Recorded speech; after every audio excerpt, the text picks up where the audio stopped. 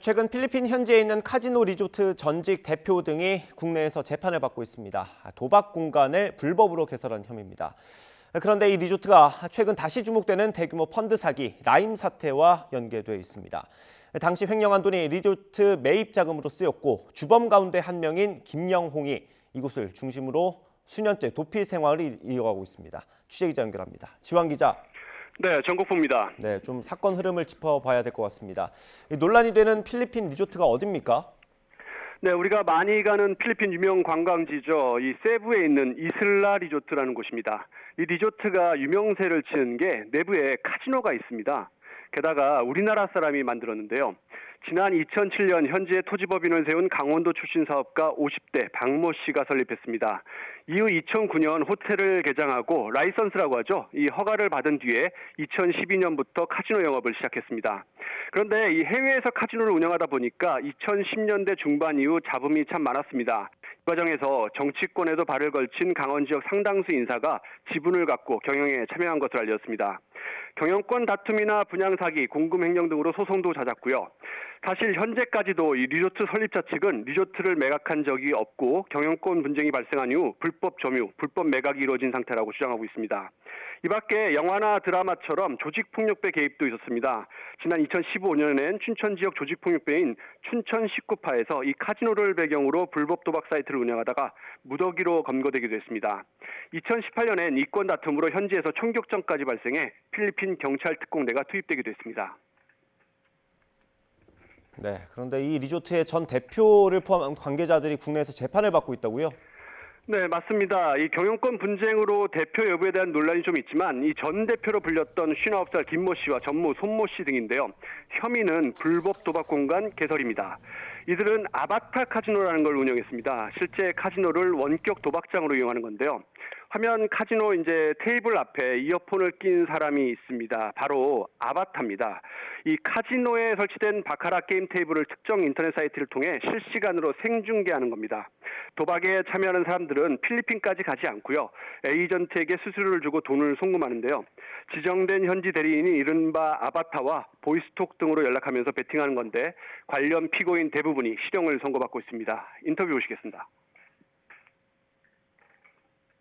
테이블이 쫙 보이거든요. 온라인 카지노 테이블이요. 그럼 아바타가 앉아있는 게 다 보이죠. 딜러하고요. 보면서, 눈으로 보면서.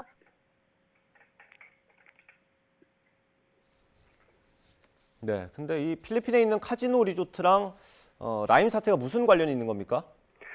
네, 필리핀 이슬라 리조트가 경영권 다툼과 소송, 총격전 등으로 한창 시끄러웠던 2018년 10월입니다. 현재 재판을 받는 김 전 대표 등 당시 주주 11명은 리조트를 한 300억 원 정도의 매각을 했는데요. 이들로부터 카지노를 산 사람이 바로 몇 년 전 국내를 뒤흔든 펀드 사기죠. 라임 사태 주범 가운데 한 명인 김영홍 당시 메트로폴리탄 회장입니다. 투자 법인을 따로 세우지 않고 측근 명의로 리조트 법인 지분 40%를 인수한 뒤에 나중에 차명을 통해 매입을 했습니다. 저희가 여권 사본을 포함해서 김영홍 회장 사진 여러 장을 입수해 공개를 했는데요. 7, 8년 전 모습이라서 지금이랑은 좀 다소 다를 것 같기도 합니다.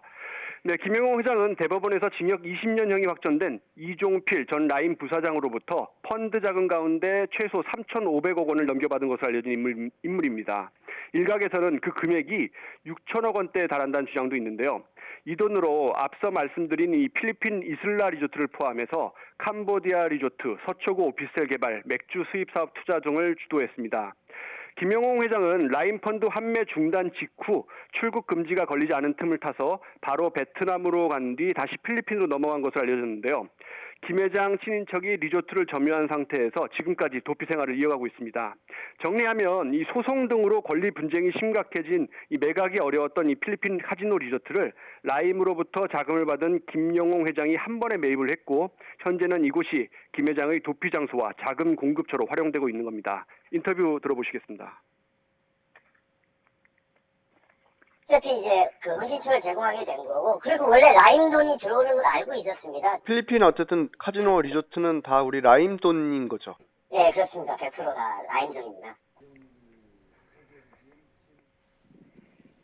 네, 이 라임 사태는 사실 최근 정치권에서도 좀 논란이 많이 있었습니다. 김영홍 회장에 대한 수사는 진전이 없습니까? 네, 금융감독원이 최근 이 사모펀드 사기 사건 재조사를 진행을 했죠. 이 라임 사태와 관련해서는 2천억 원대 추가 횡령 혐의가 있다고 결과를 발표하면서 정치권 논란으로 이어지고 있는데요. 검찰 역시 횡령 자금은 물론 이 필리핀 리조트 판매 대금 등을 수사하며 정치권 연관 여부 등을 들여다보고 있습니다. 지금까지 이 불거진 혐의 가운데 상당 부분이 도주 중인 김영홍 회장이 주도하거나 직간접적으로 개입한 것으로 알려졌는데요. 김 회장에 대한 수사는 안타깝게도 아무 진전이 없습니다.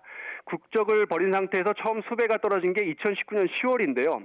인터폴 적색 수배까지 등급이 올라갔지만 마닐라 등에 있다는 제보만 간간히 이어질 뿐 여전히 구체적인 행방을 찾지 못하고 있습니다.